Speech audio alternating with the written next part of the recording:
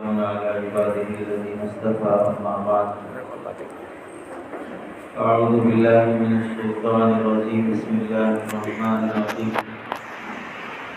شهر رمضان الذي أنزل فيه القرآن صدق الله العظيم وقال النبي صلى الله عليه وسلم من صام رمضان إيمانا واحتسابا غفر له ما تقدم من ذنبه أو كما قال النبي صلى الله عليه وسلم اللهم صل على سيدنا محمد وعلى آل سيدنا محمد وبارك وسلم اللهم صل على سيدنا محمد وعلى آل سيدنا محمد وبارك وسلم اللهم صل على سيدنا محمد وعلى آل سيدنا محمد وبارك وسلم پردہ نشین خواتین، آپ نے کافی دیر سے مدرسہ ایمان کی طالبات کا پڑھنے والی مظاہرہ آپ نے دیکھا، جو کچھ بھی انہوں نے سال بھر میں پڑھا ہے، سیکھا ہے، کوشش کی ہے، اس کا کچھ نمونہ آپ حضرات کے سامنے پیش کرنے کی کوشش کی گئی۔ رمضان المبارک کے استقبال کی مناسبت سے اور اس کی تیاری کی مناسبت سے نمبر وار 2-3 باتیں آپ حضرات کے سامنے بیان کی جائیں۔ پہلی بات تو یہ ہے، رمضان المبارک کا مہینہ یہ قرآن کا مہینہ ہے۔ اللہ نے اس مہینے میں قرآن نازل کیا ہے، قرآن کو اس مہینے سے بہت مناسبت ہے۔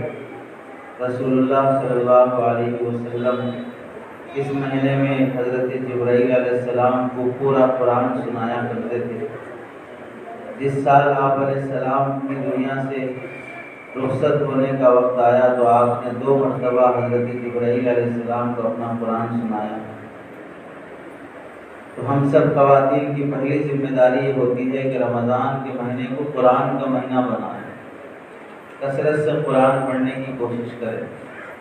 سال بھر میں قرآن ہم کتنا پڑھتے ہیں، روزانہ کتنا پڑھتے ہیں، وہ اللہ بہتر جانتے ہیں۔ کم از کم رمضان کی مناسبت سے خوب قرآن کی کثرت کریں۔ ہمارے مدرسے میں ایک استاذ ہیں، وہ شعبہ حفظ اور ناظرہ پڑھاتے ہیں۔ وہ اپنی دادی کا قصہ سناتے ہیں، ابھی بھی ان کی دادی باحیات ہے، 82 سال کی عمر ہے، 80 پر 2 سال ان کی عمر ہے، ٹولی چوکی میں رہتی ہیں، دونوں پیروں سے گھٹنوں سے نیچے دونوں پیروں سے معذور ہیں، دونوں پیر کام نہیں کرتے، اپنے ہاتھوں کے بل وہ چلتی ہیں اور ہاتھوں کے ذریعے سے ہی کھسکتے ہوئے وہ جاتی ہیں۔ ان کا معمول یہ ہے، وہ بتاتے ہیں جب دادا باحیات تھے تو دادا اور دادی دونوں میں قرآن مجید ختم کرنے کا کمپٹیشن چلتا تھا کہ دادی کتنے قرآن پڑھیں گی، دادا کتنے قرآن پڑھیں گے۔ کہتے ہیں ایک مرتبہ دادی بیمار ہے تو کسی وجہ سے پورا قرآن ختم کرنے کی 10-12 پارے کا جو کمپٹیشن تھا نہیں ہو سکا اور دادا نے قرآن ختم کر لیا، تو دادی نے بیماری کی حالت میں ہی بستر پر لیٹے لیٹے پورا قرآن ختم کرنے کے علاوہ آگے کا اور قرآن 15 پارے پڑھ لیے،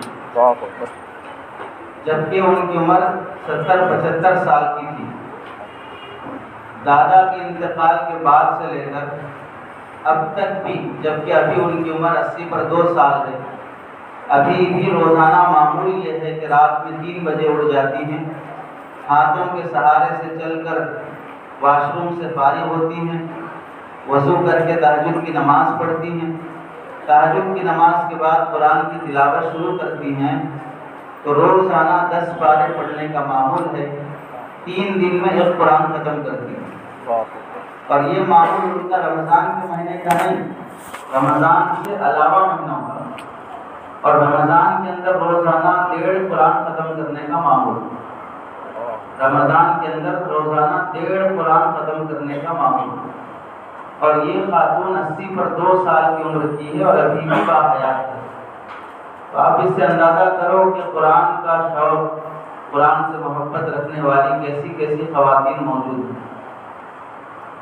ہمیں بہت افسوس اور شرم آتی ہے یہ بولتے اور سنتے ہوئے کہ مسلمان گھرانوں میں قرآن مجید سے محبت، قرآن مجید سے تعلق بہت کم کر دیا گیا۔ ابھی 15-20 دن پہلے کی خبر ہے کہ فلسطین اور غزہ کے حالات 4 سال سے کس قدر خطرناک چل رہے ہیں۔ 1400 مسجدیں شہید ہو گئیں، ہاسپٹل ختم ہو گئے، کئی ہزار بچے شہید ہو گئے۔ آن ریکارڈ خود ظالم دہشت گرد اسرائیل نے یہ قبول کیا ہے کہ ہم نے 71,000 بچوں کو ہم نے شہید کیا، وہ اس کا اقرار ہے۔ اور اس کے علاوہ کتنے ہزار بچے شہید ہوئے، کتنے لاکھوں لوگ بے گھر ہو گئے۔ آج بھی غزہ اور فلسطین پر بمباری اور ظلم چل رہا۔ اس حالت میں بھی 1 مہینہ پہلے یہ خبر آئی کہ وہاں جنگ شروع ہونے کے بعد یہ خاتون نے اپنے بچوں کے ساتھ قرآن مجید حفظ کرنا شروع کیا، تو اس نے 3 سال کے اندر اپنے گھر کے 8 افراد کے ساتھ مل کر قرآن مجید کے 8 لوگ حافظ قرآن بن گئے۔ سبحان اللہ۔ جنگ شروع ہونے کے بعد وہ لوگ قرآن حفظ کرنا شروع کیے تو 8 لوگ گھر کے حافظ قرآن بن گئے۔ تو کیا کل قیامت کے دن اللہ کو ہم منہ دکھا سکیں گے کہ ہم حالت امن میں قرآن کی حفاظت نہیں کر سکے؟ وہ حالت جنگ میں جتنا قرآن کی حفاظت کرتے ہیں، ہم پورے عیش اور راحت کے ساتھ قرآن کی حفاظت نہیں کر سکے جتنا وہ مصیبتوں اور فاقوں میں قرآن کی حفاظت کرتے ہیں۔ غزہ اور فلسطین کے آج بھی معمول ہے کہ بے گھر ہونے کے بعد چٹیل میدان میں جہاں پر وہ خیمے لگاتے ہیں، آپ نے قریب میں دیکھا ہوگا، بارش کی وجہ سے خیمے اکھڑ گئے، نالے بہنے لگے، رات بھر معصوم بچوں نے بہتے ہوئے پانی میں کھڑے ہو کر اپنی رات گزاری۔ کھڑے کھڑے وہ اونگتے اور سوتے رہے، کوئی سہارا نہیں رہا۔ ایسے 15-20 خیموں کے بیچ میں وہ یہ خیمہ گاڑتے ہیں، بناتے ہیں، جس کا مقصد یہ ہوتا ہے کہ ان 15-20 خیموں میں رہنے والے بچوں کو قرآن مجید سکھایا جائے۔ اب آپ اندازہ کریں کتنے بچے یتیم ہیں، کتنی خواتین بیوہ ہیں، کتنے ماں باپ بے سہارا ہیں۔ اس کے باوجود بھی وہاں پر ہر 15-20 خیموں کے بعد ایک خیمہ ایسا بناتے ہیں جہاں پر بچوں کو قرآن پڑھایا جائے۔ 2025 کی رپورٹ آئی غزہ اور فلسطین کی کہ 2025 میں فاقوں کے باوجود، پریشانی کے باوجود، ظالم دشمن کے حملوں کے باوجود 2025 میں غزہ اور فلسطین کے مسلمانوں نے 700 بچوں کو قرآن مجید کا حافظ بنایا۔ تو آپ اس سے سمجھو کہ صحیح مسلمان، قرآن سے محبت کرنے والے مسلمان ہم ہیں یا وہ لوگ ہیں؟ ہم بھی برابر کے مسلمان، وہ بھی برابر کے مسلمان، تو پھر کیا غزہ اور فلسطین کے مسلمان ہمارا گریبان نہیں پکڑیں گے؟ تمہارے گھنٹے گھنٹے سیریل میں گزر رہے ہیں، پاکستانی فلمیں دیکھنے اور سیریل دیکھنے میں گزر رہی ہیں، اور تمہارے بچے کیرم بورڈ اور ویڈیو گیم کھیلنے میں لگے ہوئے ہیں، اور تمہارے نوجوان نشہ کرنے میں لگے ہوئے ہیں، تمہاری عورتیں رسومات سے ان کو فرصت نہیں ہے، تمہارے مردوں کو بازاروں سے فرصت نہیں ہے، مسجدیں تمہاری ویران اور برباد ہو چکی ہیں، اور آپ تم مقابلہ کرنے چلے ہو اس بات سے کہ ہم اور غزہ دونوں مسلمان برابر ہیں۔ وہاں کی عورتیں جنگ کی حالت میں بھی اپنا پردہ نہیں چھوڑتی ہیں، اور یہاں کی عورتیں فنکشن کے موقع پہ برقع اتار دیتی ہیں۔ تو کتنا بڑا فرق ہے غزہ اور فلسطین کے مسلمان اور ہمارے مسلمانوں کے درمیان۔ تو پہلا ارادہ تو آپ یہ کریں کہ رمضان کی مناسبت سے قرآن مجید خوب کثرت سے پڑھنے کی کوشش کریں۔ تجوید سے نہیں آتا تو تجوید سے سیکھیں۔ اور کب تک بڑھاپا آ رہا ہے، جوانی گزر رہی ہے، ساری خواہشات اور رسومات پورے ہو گئے، دادی نانی بن گئے، ساس بن گئے، اور کیا بننا باقی ہے؟ عمر گزرتی جائے گی تو صرف میت بننا باقی رہے گا۔ سارے رشتے مل گئے، اس کے باوجود بھی ہم نے قرآن سے رشتہ نہیں جوڑا تو پھر کس قدر افسوس کی بات رہے گی۔ دوسری بات، رمضان مبارک کی مناسبت سے یہ کوشش کریں کہ اپنے مال کی زکوٰۃ ادا کرنے کا نظام بنائیں۔ بہت سے نادانوں کو یہ خیال ہوتا ہے گزشتہ رمضان سونے کا ریٹ کم تھا، 80,000 کے آس پاس تھا، اس رمضان کے آتے آتے 1,60,000 کے آس پاس ہو گیا، تو گولڈ کی زکوٰۃ نکالنا بہت مشکل ہوگا۔ سونے کی قیمت بڑھ گئی، کیسے نکالیں گے؟ اپنے خریدے ہوئے ریٹ کے حساب سے زکوٰۃ نکالیں گے یا اب گولڈ کا جو ریٹ ہے اس ریٹ کے حساب سے نکالیں گے؟ تھوڑی تو شرم کرنا چاہیے۔ گولڈ خریدنے کے بعد ہم نے پہنا کم ہے، بیروے اور لاکر میں زیادہ رکھا ہے۔ اس رکھے ہوئے سونے کی اللہ نے حفاظت کی اور رکھے رکھے اللہ نے قیمت ڈبل کر دی۔ 80,000 تھا، 80 سے ڈبل 1,60,000 ہو گیا۔ تو ہمیں اللہ تعالیٰ نے رکھے ہوئے مال پر 80,000 کا پروفٹ دیا۔ اگر اب وہ سونا لے جا کر بیچا جائے تو 80,000 ہمیں فائدہ ملے گا۔ اس 80,000 میں سے اللہ تعالیٰ 2,000 زکوٰۃ کے طور پر پوچھ رہے ہیں، اور وہ بھی اس واسطے نہیں کہ اللہ کو ضرورت ہے۔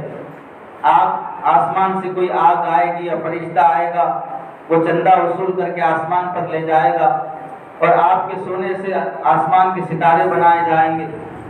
وہ زکوٰۃ کی رقم لے کر آپ ہی کے گھرانے اور خاندان میں جو غریب بھائی بہن ہیں ان کی مدد کرنا ہے، اور اس مدد کرنے پر پورے ثواب بھی دیا جائے گا۔ اس کے باوجود بھی بے شرم ہو کر بعض لوگ پوچھتے ہیں سونا مہنگا ہو گیا، زکوٰۃ کیسے نکالیں گے؟ یہ 80,000 کا جو اللہ نے فائدہ دیا ہے، اگر یہ گولڈ کا ریٹ گر کر واپس پھر 30,000 پہ آ جائے تو پھر عقل ٹھکانے آ جائے، پھر زکوٰۃ نکالنا آسان رہے گا۔ 30,000 ہے، کم ہو گیا قیمت گولڈ کی، اب نکالو، آسان ہے زکوٰۃ نکالنا آسان ہو جائے گا، لیکن گولڈ کا ریٹ جو گر جائے گا اس کے بعد پھر عقل ٹھکانے آ جائے گا۔ اس لیے زکوٰۃ نکالنے میں کبھی کنجوسی کا معاملہ نہ کریں۔ ریٹ کے گرنے اور بڑھنے سے ہماری زکوٰۃ میں کوئی فرق نہیں آئے گا۔ زکوٰۃ ریٹ چاہے 2 لاکھ ہو جائے یا 5 لاکھ ہو جائے، نکالنا اپنے 2.5% ہی ہے۔ 2.5% کے علاوہ جتنا بچے گا وہ سارا کا سارا ہمارا اپنا پروفٹ اور فائدہ۔ زکوٰۃ اپنے بہنوں کو دیں، بھائیوں کو دیں، چاچا کو دیں، ماموں کو دیں، خالہ کو دیں، ننند کو دیں، بھاوج کو دیں، دیورانی کو دیں، جٹھانی کو دیں۔ جس رشتہ دار کے بارے میں آپ سمجھتے ہیں کہ یہ غریب ہے، غریب رشتہ دار کو زکوٰۃ دینا درست ہے۔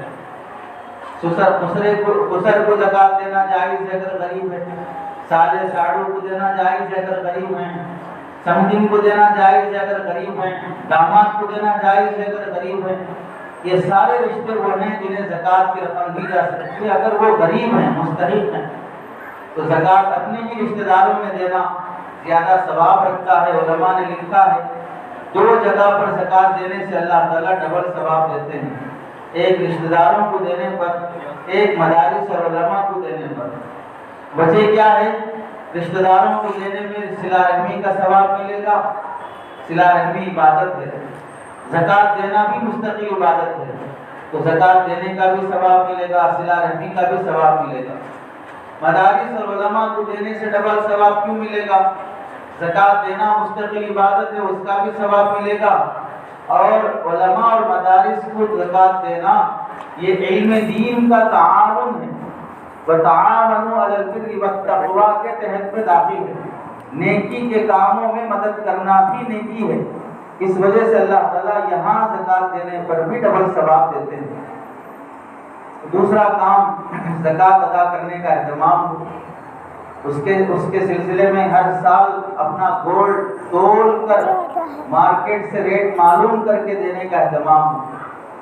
تیسرا کام رمضان مبارک کے آنے سے پہلے اپنے دلوں کو صاف کر لیں۔ رمضان آنے سے پہلے اپنے دل کو صاف کر لیں، اس وجہ سے کہ رمضان ہماری توبہ کے قبول ہونے کا مہینہ ہے، ہمارے گناہوں کی بخشش کا مہینہ ہے۔ رمضان جنت پانے کا مہینہ ہے، اور اللہ کا اصول یہ ہے کہ اللہ تعالیٰ ناپاکی کی حالت میں پاکی کے فیصلے نہیں کرتے. اسی واسطے بے وضو ہے تو نماز پڑھنے کی اجازت نہیں، غسل کی حاجت ہے تو نماز پڑھنے کی اجازت نہیں. وجہ یہی ہے کہ ناپاکی کی حالت میں پاکی کے کام دیے نہیں جاتے. اور 11 مہینے ہم نے گناہ کیے، فلمیں دیکھی، سیریل دیکھے، گھروں میں دہلیزوں پہ بیٹھ کر گپے مارے، گپ شپ کیے، غیبتیں کیے، ایک دوسرے سے جھگڑے کرتے رہے، شوہر کی نافرمانی کیے، ساس اور بہو کے جھگڑے چلتے رہے. جو کچھ بھی مصیبتیں ہم نے جھیلی ہیں یا جو کچھ بھی ہم نے گناہ کیے ہیں، ان سارے گناہوں سے رمضان آنے سے پہلے توبہ کر لیں. توبہ کی مثال ایسی ہے جیسے اگر کوئی چھوٹا بچہ اسکول سے آنے کے بعد وہ باہر گلی میں کھیلنے کے لیے گیا، دھول میں مٹی میں کھیل کر آیا، چہرے پر دھول ہے، کپڑوں پر دھول ہے، ہاتھوں پر دھول ہے. تھک کر آنے کے بعد امی سے کہا کہ امی کھانا دو، پانی دو، تو ماں کہے گی کہ بیٹا پہلے منہ ہاتھ صاف کر کے آؤ، منہ ہاتھ دھو کے آؤ، اس کے بعد کھانا پانی ملے گا. اگر وہ بچہ ضد کر کے اسی گندگی کی حالت میں، دھول کی حالت میں برتن لے کر ماں کے سامنے آ جائے کہ اس برتن میں کھانا دے دو، برتن بھی گندا ہے، تو ماں کہے گی نہیں پہلے برتن کو صاف کرو اور خود کو صاف کرو، اس کے بعد کھانا ملے گا. تو جیسے یہاں دھول میں کھیل کر آئے ہوئے بچے کو ماں صاف ہونے تک کھانا نہیں دیتی، اسی طرح 11 مہینے ہم بازاروں میں، دکانوں میں، گھروں میں، سیریل میں، فلموں میں، گانوں میں، بے پردگی میں جو کھیل کر تماشے کر کے خود کو گندا کر لیے ہیں، اس گندگی کے ساتھ جب اللہ کے سامنے ہاتھ پھیلا کر مانگیں گے اللہ ہمیں جنت دے دے، تو اللہ بھی کہیں گے پہلے منہ ہاتھ دھو کے آؤ. تم نے جو تماشے کیے ہیں 11 مہینے، غیبتیں کی ہیں 11 مہینے، بے پردگی رہی ہے 11 مہینے، ان سب سے توبہ کر کے آؤ، پھر جنت کے مستحق بنو. بے پردہ عورت جنت میں نہیں جا سکتی. غیبت کرنے کے بعد توبہ کے بغیر مرو گے تو جنت میں نہیں جا سکتے. تو جنت نہیں ملے گی جب تک کہ سچی توبہ نہیں ہوگی. اس واسطے رمضان آنے سے پہلے توبہ کا اہتمام کریں. چوتھا کام، رمضان المبارک آنے سے پہلے صلہ رحمی کا اہتمام کریں، رشتے ناتوں کو جوڑ لیں. اللہ تعالیٰ رمضان کی روزوں کا ثواب جتنا دیتے ہیں، تراویح کا ثواب جتنا دیتے ہیں، صدقے اور قرآن پڑھنے کا ثواب جتنا دیتے ہیں، اس سے بڑی محرومی ہے اگر ہمارے رشتے ناطے ٹوٹے ہوئے ہوں تو اللہ تعالیٰ کوئی دعا قبول نہیں کرتے. اس واسطے رمضان آنے سے پہلے جن جن سے ہماری بات چیت بند ہے، سمجھن سے بات چیت نہیں ہو رہی ہے، بھاوت سے بات چیت بند ہے، جٹھانی دیورانی سے بات چیت بند ہے، پڑوسیوں سے بات چیت بند ہے، جس سے ہماری بات چیت بند ہے آگے بڑھیں، معافی مانگیں. معافی مانگنے سے بندہ چھوٹا نہیں ہوتا، معاف کر دینے سے چھوٹا نہیں ہوتا. معافی مانگنا خاندانی شریک ہونے کی علامت ہوتی ہے. معافی قبول کر لینا، معاف کر دینا بھی شریک النفس ہونے کی علامت ہوتی ہے. بدتمیز ہوتے ہیں، متکبر ہوتے ہیں وہ لوگ جو معاف نہیں کرتے. رسول اللہ صلی اللہ علیہ وسلم بعض مرتبہ صحابہ سے معذرت چاہتے تھے. رسول اللہ صلی اللہ علیہ وسلم بعض مرتبہ صحابہ سے معذرت چاہتے تھے. حضرت ابوبکر حضرت عمر رضی اللہ عنہ میں آپس میں اختلاف ہو گیا. حضرت ابوبکر نے کچھ کہا، حضرت عمر نے کچھ کہا، تو حضرت عمر کی طرف سے زیادتی ہو گئی، حضرت ابوبکر کی طرف سے زیادتی ہو گئی. حضرت ابوبکر نے آگے بڑھ کے معافی مانگا، حضرت عمر معاف کرنے تیار نہیں ہو گئے. تو اللہ کے نبی کے پاس آ کر شکایت کیا، رسول اللہ میں عمر سے معافی چاہتا ہوں پھر بھی مجھے معاف نہیں کر رہے ہیں. تو آپ علیہ السلام نے ڈانٹا حضرت عمر رضی اللہ عنہ. معلوم ہوا حضرت ابوبکر جیسا شخص جو نبی کے بعد جس کا مقام اور مرتبہ ہے وہ معافی چاہتے ہیں تو ہم کیا حیثیت کے ہیں. تو صلہ رحمی کریں، رشتے ناتوں کو جوڑ لیں، بات چیت شروع کریں. آپ نے سنا ہوگا شب قدر میں اللہ تعالیٰ اس بندے کی دعا قبول نہیں کرتے، اس کی مغفرت نہیں کرتے جو رشتے ناطے توڑ کر رہتا.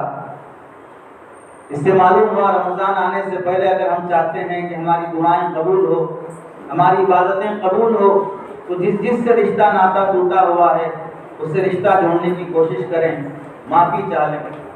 پانچواں کام جس کا ہمیں اہتمام کرنا چاہیے، رمضان المبارک کے آنے سے پہلے کپڑوں کی شاپنگ وغیرہ سے فارغ ہو جائیں۔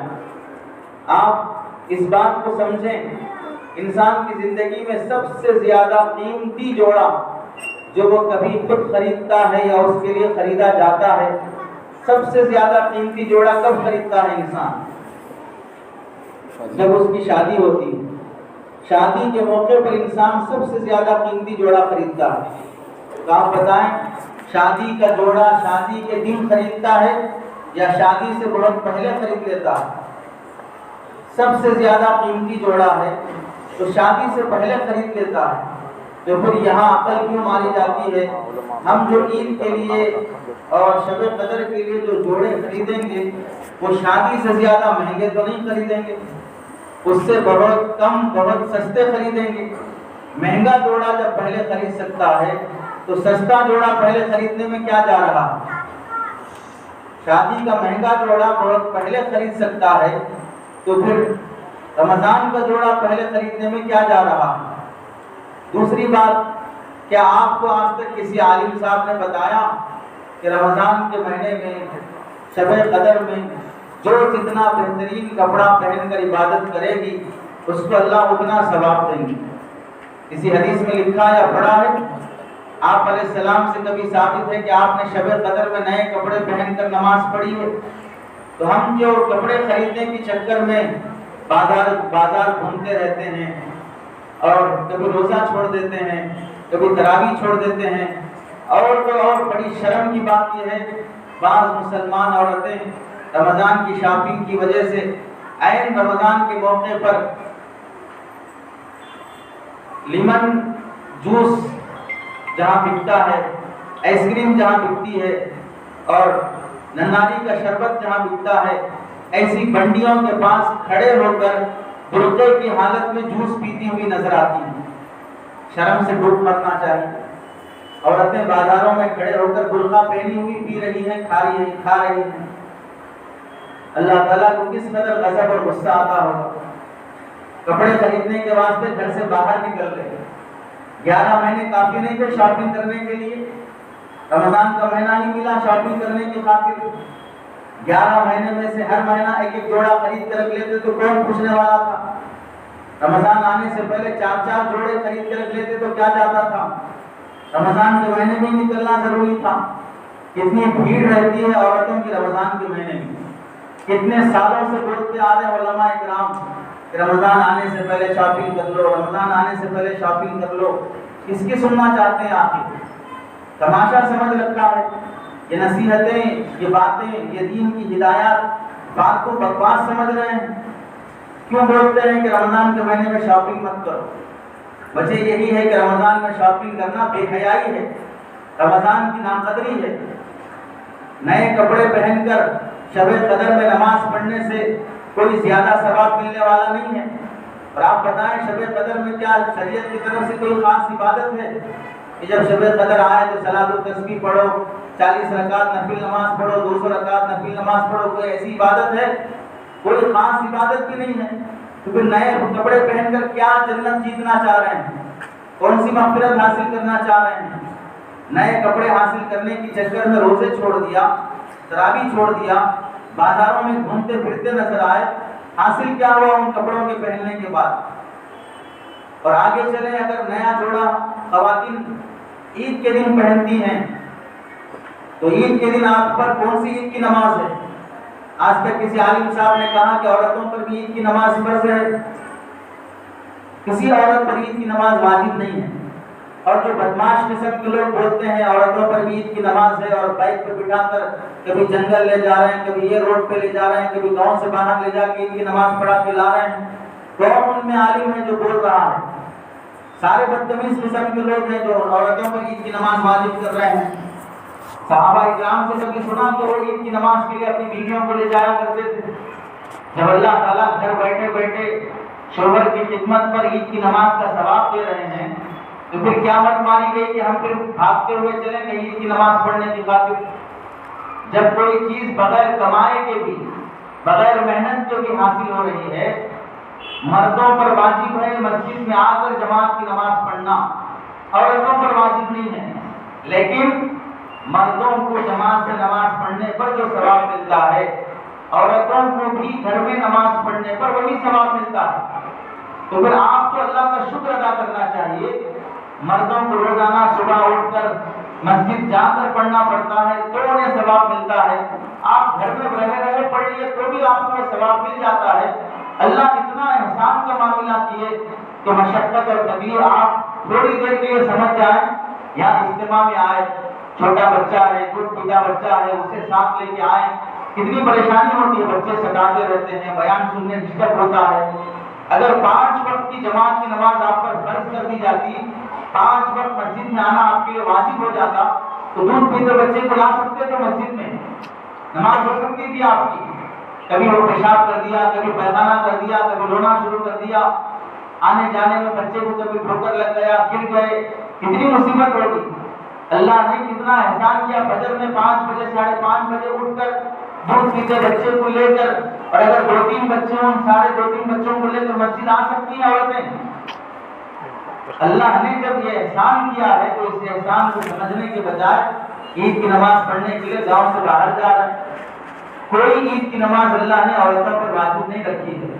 تو پھر آپ بتائیں کون سا جوڑا خریدنے کی خاطر نہ شب قدر میں کوئی وہ کپڑا پہن کے عبادت کرنا ہے، نہ عید کے دن کوئی نیا جوڑا پہن کر عبادت کرنا ہے۔ تو پھر یہ کپڑے جو ہم پہننے کے واسطے شاپنگ کرتے کرتے اپنا رمضان برباد کر لیا ہے، اس سے حاصل کیا ہوا، اس سے ثواب کیا ملا؟ رمضان کے مہینے میں شاپنگ کرنا رمضان کی توہین اور بے ادبی میں داخل ہے۔ دیکھیں جب گھروں میں تربیت ہوتی ہے تو بچیوں کا ذہن بھی کیسے بنتا ہے۔ ہمارے بزرگ عالم دین سناتے ہیں، ایک دیندار گھرانے میں تربیت ہوگی، اور تربیت اس طرح ہوگی کہ بچوں کو ماں باپ نے بتایا سکھایا کہ بیٹا ہمیں رمضان کی تیاری شعبان میں کر لینا ہے، رمضان المبارک کے مہینے میں کوئی شاپنگ نہیں کرنی ہے۔ شعبان کا مہینہ آیا، 10-12 سال کی عمر کی بچی نے اپنے باپ سے کہا ابو جان شعبان کا مہینہ آ گیا ہے، چلیے ہم رمضان کی شاپنگ کر کے آتے ہیں۔ تو والدین اپنی بیٹی کو لے کر کپڑوں کی دکان پر گئے، دکاندار سے کہا کہ کپڑے دکھائیں، دکاندار نے الگ الگ ڈیزائن دکھائے، بچی کو پسند نہیں آیا تو کہنے لگے انکل تھوڑے اور اچھے کپڑے اچھے ڈیزائن کے دکھائیں۔ دکاندار کہنے لگا بیٹا 15 دن کے بعد آ جانا، رمضان آئے گا، رمضان میں اچھے اچھے نئے ڈیزائن کے کپڑے آتے ہیں تب لے لینا۔ تو وہ بیٹی کہنے لگی نہیں انکل رمضان کے مہینے میں ہم شاپنگ نہیں کرتے ہیں، ہم شعبان کے مہینے میں شاپنگ کریں گے بس۔ پھر کہنے لگی اللہ تعالیٰ نے ہمیں 11 مہینے شاپنگ کے لیے دیے ہیں، 1 مہینہ اللہ نے ہمیں عبادت کے لیے دیا ہے، اگر وہ 1 مہینہ بھی ہم شاپنگ میں لگا دیں تو اللہ کو کیا وہ دکھائیں گے۔ 1 مہینہ ہم عبادت کا وہ بھی شاپنگ میں لگا دیں تو اللہ کے دربار میں تو یہ شاپنگ کے کپڑے پہن کے تو نہیں جانا ہے، جو بھی مرتا یا مرتی ہے اسے کفن ہی پہنا کر اللہ کے دربار میں بھیجا جاتا ہے۔ تو ہم جو شاپنگ کے کپڑے کرتے ہیں وہ کپڑے پہن کر تو کسی کو دفنایا نہیں جاتا قبر میں۔ تو جب وہ بچی یہ کہنے لگی تو دکاندار کی آنکھوں سے آنسو آ گئے، اس نے اپنے سارے ورکروں کو جمع کر کے کہا بیٹا دوبارہ نصیحت کر دے۔ بیٹی نے دوبارہ نصیحت کی کہ اللہ نے ہمیں 11 مہینے شاپنگ کے لیے دیے ہیں، 1 مہینہ عبادت کا ہے، وہ بھی شاپنگ میں چلا جائے تو اللہ کو کیا ہم دکھائیں گے۔ کیا ہمارے نئے کپڑے پہننے کے بعد یہ کپڑے ہمیں قبر میں ساتھ آتے ہیں؟ کتنا بھی بھاری جوڑا پہنو، موت کے وقت تو کفن ہی پہنا کر دفنایا جاتا ہے۔ دکاندار کہنے لگا اللہ کی قسم اگر ہر گھر کی بچیوں کی، ہر گھر کی عورتوں کی ایسی تربیت ہو جائے تو صرف تمہارا رمضان نہیں، ہم دکانداروں کا رمضان کی بازاروں میں گزرنے کے بجائے مسجدوں میں گزرے گا۔ لیکن افسوس کیا کریں کہ مسلمان شاپنگ کرنے کے لیے آتے ہی رمضان میں ہیں، تو ہم مجبوراً رمضان میں کبھی روزہ چھوڑ کر، کبھی تراویح چھوڑ کر، کبھی دعا چھوڑ کر، کبھی قرآن چھوڑ کر، اپنے رمضان کو غارت کر کے اپنی تجارت کی خاطر بیٹھے رہنا پڑتا ہے۔ اگر مسلمان یہ ارادہ کر لیں کہ ہم شاپنگ رمضان سے پہلے کر کے فارغ ہو جائیں گے تو ہمارا بھی رمضان مسجدوں میں گزرے گا، اعتکاف میں گزرے گا، دعاؤں اور قرآن میں گزرے گا۔ اس سے معلوم یہ ہوا کہ بازاروں میں بیٹھے ہوئے گاہکوں کا رمضان برباد کرنے والے کوئی اسلام کے دشمن نہیں ہے. یہ برقع پہننے والی تہجد گزار نمازی عورتیں جو بازاروں کے مسلمانوں کا رمضان برباد کر رہی ہیں، جاتی ہوں اس وقت ہے جہاں رمضان شروع ہو چکا ہو. اگر آج جا کر خرید کے لا لیں تو کیا اس کپڑے پر اللہ تعالیٰ مغفرت نہیں کریں گے؟ اس کپڑے پر اللہ تعالیٰ ثواب نہیں دیں گے جو شعبان میں خرید کر پہنا جاتا ہو؟ اس لیے پانچواں کام جو ہمیں کرنا ہے رمضان سے پہلے اپنی شاپنگ سے فارغ ہو جانا. پہلی نصیحت آپ حضرات کو یہ کی گئی کہ رمضان سے پہلے قرآن ختم کرنے کی، قرآن پڑھنے کی ترتیب بنائیں. دوسری نصیحت یہ کی گئی کہ رمضان سے پہلے اپنے زکوٰۃ کا حساب اور زکوٰۃ کی ترتیب بنائیں. تیسری نصیحت یہ کی گئی رمضان سے پہلے سچی توبہ کی کوشش کریں. چوتھی نصیحت یہ کی گئی کہ رمضان سے پہلے رشتے ناتوں کو جوڑ لیں اور صلہ رحمی کریں. پانچویں نصیحت یہ کی گئی کہ رمضان سے پہلے شاپنگ سے فارغ ہو جائیں، رمضان کے مہینے میں شاپنگ نہ کریں. چھٹی نصیحت آپ حضرات سے یہ ہے رمضان کی مناسبت سے رمضان المبارک کے مہینے کو پکوان کا مہینہ نہ بنائیں. رمضان کے مہینے کو کھانے پینے کا مہینہ نہ بنائیں. رمضان میں آپ دیکھیں کہ کھانا 2 وقت کا ہو جاتا ہے. ناشتہ جو کرتے ہیں وہ سحری سے پہلے تہجد میں کھاتے ہیں، دوپہر کا نہیں کھاتے، پھر شام میں کھاتے ہیں. تو کھانے کی ٹائمنگ بدل گئی، کھانے کا بوجھ بھی ہلکا ہو گیا. اس کے باوجود بھی کتنی عورتیں وہ ہیں جو عین تہجد کے موقع پر بھی سحری پکانے کے لیے اٹھتی ہیں لیکن تہجد کی نماز نصیب نہیں ہوتی. تہجد میں اللہ کے سامنے رونا دھونا نصیب نہیں ہوتا. تہجد میں اپنے گھر والوں کو اٹھا کر، اپنی بیٹیوں اور بچوں اور شوہر کو اٹھا کر تہجد پڑھانا نصیب نہیں ہوتا. کھانے کے لیے اٹھ رہے ہیں، مغفرت کے لیے اٹھنے تیار نہیں ہیں. کھانے کے لیے اٹھنے تیار ہیں، دعا کی خاطر اللہ کے سامنے گڑ گڑانے کی خاطر اٹھنے تیار نہیں ہیں. افطار کا موقع دیکھیں، افطار کے موقع پر بھی خواتین چولہے کے پاس پکاتے پکاتے بعض مرتبہ سیرن بج گیا، اعلان ہو گیا، چولہے کے پاس کھڑی کھڑی بڑے تلتے ہوئے، حلیم بناتے ہوئے، سیویاں بناتے ہوئے، میٹھا بناتے ہوئے، اپما بناتے ہوئے، کچھ نہ کچھ پکاتے ہوئے وہیں کھڑے کھڑے افطار کر لیتی ہیں. افطار کے وقت اللہ دعا قبول کرتے ہیں، تہجد کے وقت اللہ دعا قبول کرتے ہیں. ایسے عظیم اور قیمتی موقعوں کی دعائیں نصیب نہیں ہیں. اس موقع پر دعاؤں سے محروم ہے تو کس قدر بڑی محرومی کی بات ہے. اس لیے رمضان کے موقع کو پکوان کا مہینہ نہ بنائیں. بعض لوگوں کا دماغ اتنا خراب ہو چکا ہے، شوہروں کا ہو یا آپ عورتوں کا ہو، شوہروں کی طرف سے ہی مطالبہ رہتا ہے دن بھر بھوکے رہے، منہ کیسا کی لگ رہا ہے، پیٹ کیسا کی لگ رہا ہے، دماغ کیسا کی لگ رہا ہے، اس واسطے تھوڑا نیا پکوان بنا.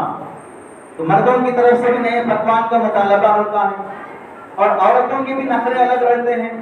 وہ بھی ویڈیو میں دیکھ کر، یوٹیوب پر دیکھ کر نئے ڈش بنانے کی چکر رہتی ہے اور کسی نہ کسی رمضان میں کوئی نہ کوئی نیا ڈش دیکھ کر پکانے کی چکر میں گھنٹوں ضائع کر دیتے ہیں. اور نیا ڈش بن گیا، اس کے بعد دسترخوان پر سجایا گیا، شوہر نے یا بچوں نے ایک نوالا منہ میں لیا تو پکانے والی بیوی کا ہو، بہن کا ہو، ان کا انتظار رہتا ہے کہ اب منہ میں نوالا جانے کے بعد حلق سے نیچے اترے یا نہ اترے، لیکن تعریف پہلے نکل جانا، پہلے تعریف کرنا وہ ڈش کی، کیسا ہے، کیسا بنا، کیسا پکا. اب کچھ بھی نہیں بولے تو پورا موڈ خراب ہو جاتا، کچھ بھی نہیں بولے تو پھر آپس میں دماغ خراب ہو جاتا.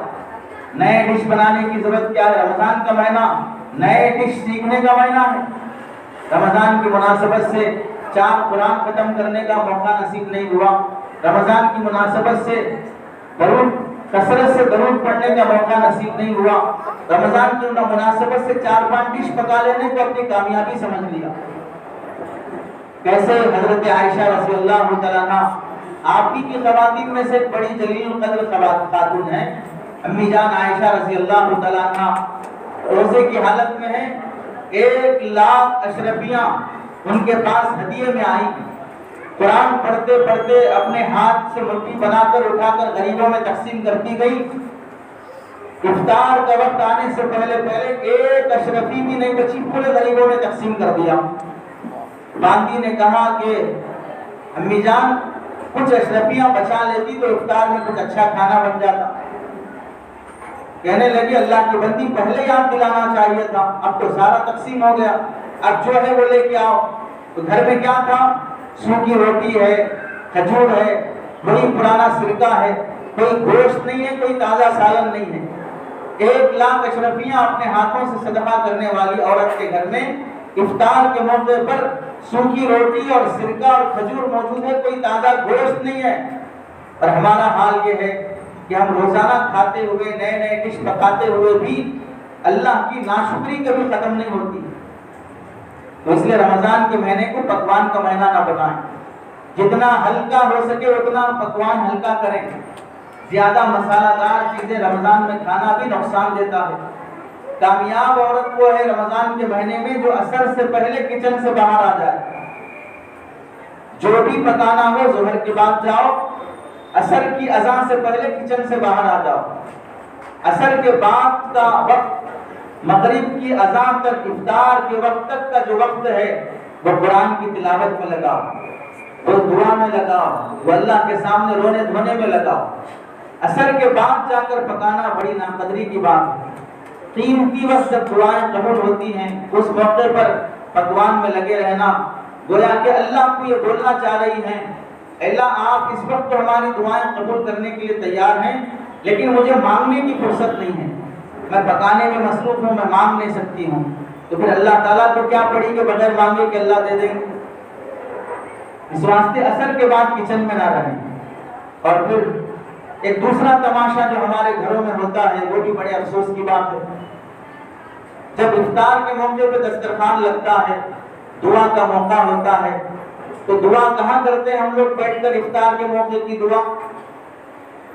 کوئی الگ مصلی بچھائے ہیں، جانماز بچھائے ہیں، وہاں پر باپ بھی ہے، بیٹا بھی ہے، شوہر بھی ہے، بیوی بھی ہے، سب وہاں الگ سے بیٹھ کر دعا کر کے پھر اٹھ کے دسترخوان پر آ کر بیٹھ کر کھاتے ہیں۔ ایسا نہیں ہوتا۔ حال میں دسترخوان بچھاتے ہیں، پورے نئے نئے آئٹم وہاں پر سجاتے ہیں، حلیم بھی ہے، سموسہ بھی ہے، اور فروٹس بھی ہیں، ڈرائی فروٹس بھی ہیں، تربوز بھی ہے، خربوز بھی ہے، اور دہی بڑے بھی ہیں، سموسے بھی ہیں، جو جو پکا سکتے ہیں سارا دسترخوان پر سجا دیا۔ صبح سے بھوکا ہے، بھوک بھی لگ رہی ہے، پیاس بھی لگ رہی ہے، اور نئے نئے آئٹم جو بنا کے رکھے ہیں سب کی خوشبو ناک میں آ رہی ہے۔ اب وہ ہاتھ اٹھا کر دعا مانگے گا تو دل کدھر رہے گا؟ کبھی بول رہا ہے اللہ میری مغفرت فرما، پھر سموسہ ادھر سے ادھر اٹھا کے رکھ رہا ہے۔ کبھی بول رہا ہے کہ اللہ میرے بچوں کو صحیح ہدایت عطا فرما، پھر بول رہا ہے وہ پپیتا نہیں دکھ رہا ہے۔ پھر ہاتھ اٹھا کے دعا مانگ رہا ہے کہ اللہ تعالیٰ مجھے صحت عطا فرما، پھر وہ حلیم کا ڈش اپنے خرید کر رہا ہے۔ ایسے تماشوں کے ساتھ دعا کی جائے گی تو اللہ کہاں سے دعا قبول کریں گے؟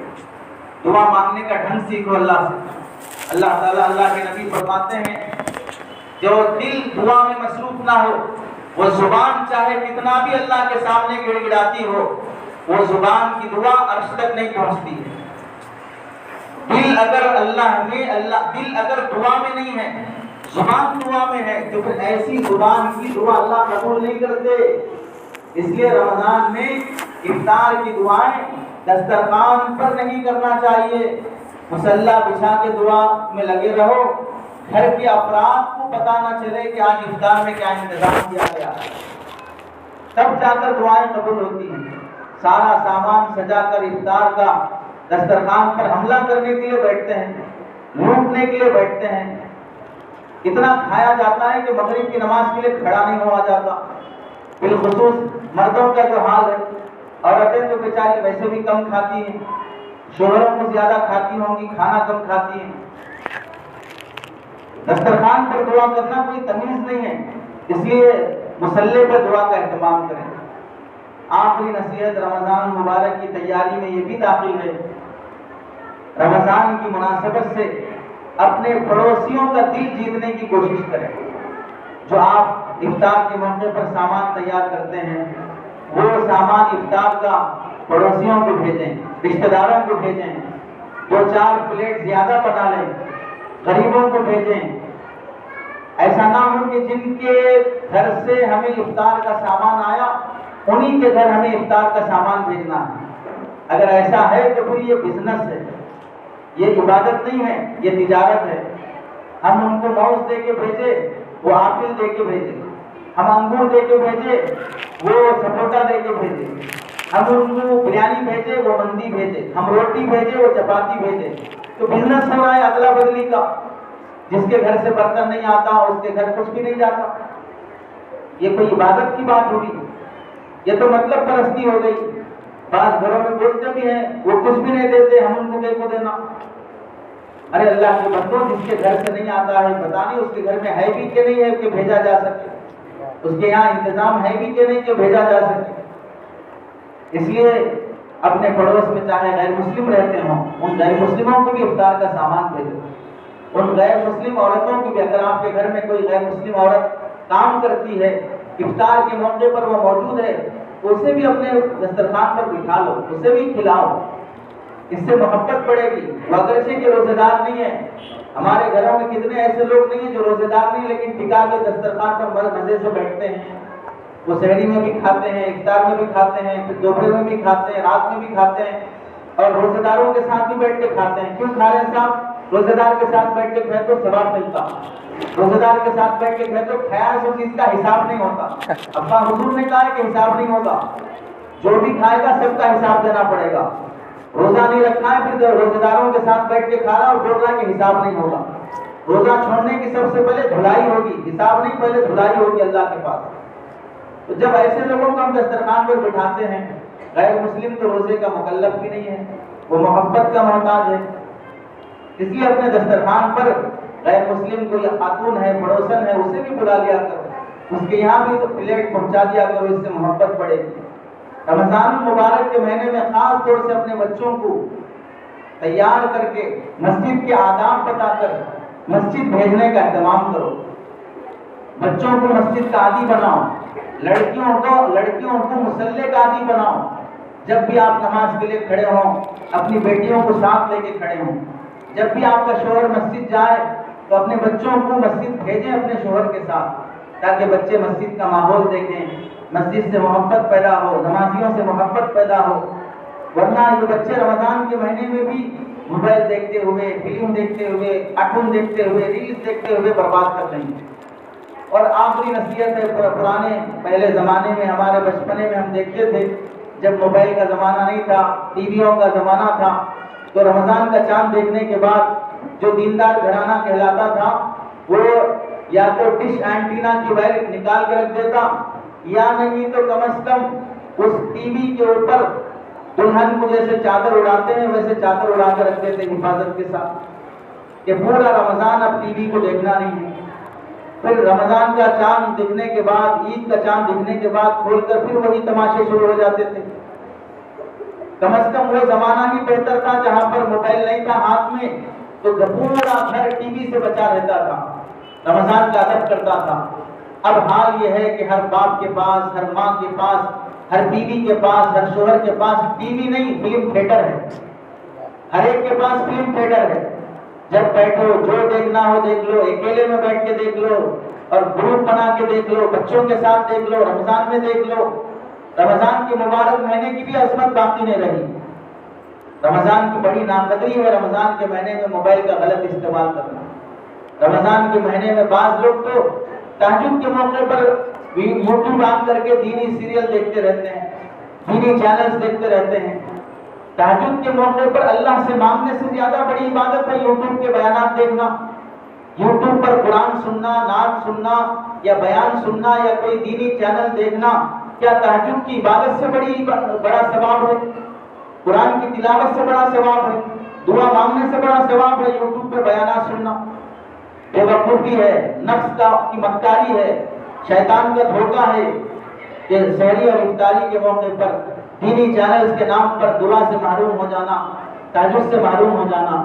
اپنے موبائل پہ کنٹرول کرو رمضان کے مہینے میں، کوئی غیر ضروری حرکت موبائل حتیٰ کہ کوشش کر لو کہ رمضان کے مہینے میں جہاں تک ہو سکے موبائل کم سے کم استعمال ہو۔ یہ آج کے زمانے میں رمضان کی قدردانی ہے۔ آپ جانتے ہیں اللہ تعالیٰ رمضان کی قدر کرنے پر مغفرت کے فیصلے کرتے ہیں۔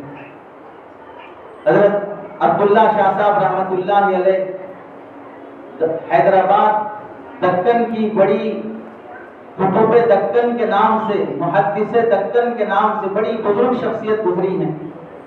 انہوں نے کتاب میں لکھا ہے کہ ایک مجوسی تھا، آگ کی پوجا کرنے والا، وہ بازار میں اپنے بچے کو لے کر سامان خریدنے کے لیے گیا، ایک دکان پر کھڑے ہو کر بات چیت کرنے لگا، اتنے میں اس کا بچہ دکان پر سے کوئی چیز اٹھا کر کھانے لگا۔